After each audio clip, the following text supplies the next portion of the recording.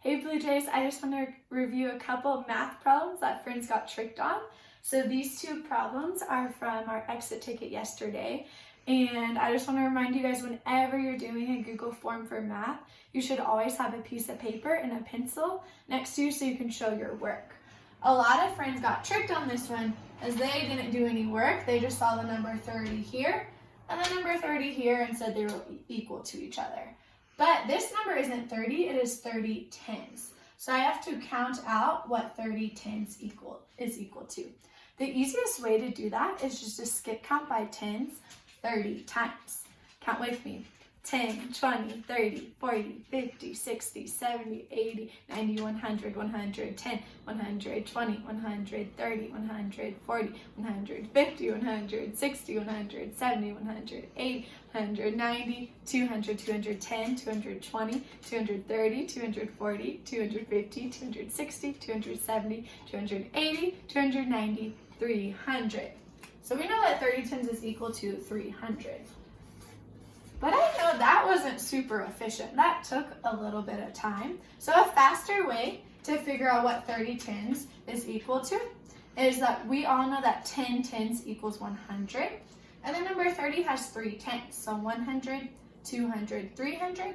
30 tens is equal to 300. We know that 300 is greater, that's a bigger number than 30. So I can write greater than. A lot of people also got tricked on number 2. For these types of problems, you need to solve and see if it is true, you will agree. If it is not true, you will disagree.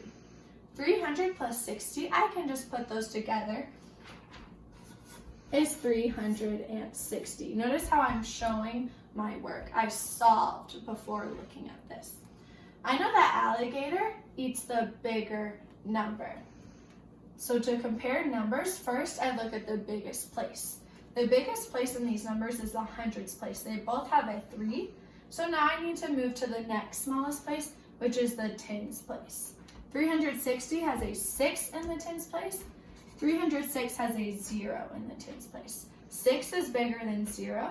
So I know that 360 is bigger than 306. And my alligator is indeed eating the bigger number. So I know that this is true. I agree with it. The last thing I want to say is great job in CKLA. Many of you spelled bread and peach correctly, and you remember that the letters EA can make both the E sound and the S sound. Today in CKLA, you guys talked about adverbs.